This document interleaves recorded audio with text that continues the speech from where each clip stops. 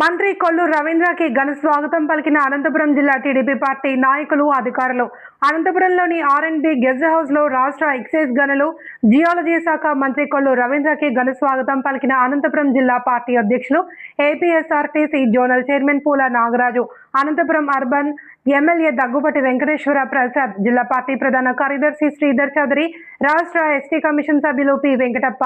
AP రాష్ట్ర party మాజీ కార్యదర్శి రాయల్ మురళి, మాజీ గ్రంథాలయ సంస్థ చైర్మన్ గౌస్ మోద్దీన్ తదితరులు పాల్గొన్నారు.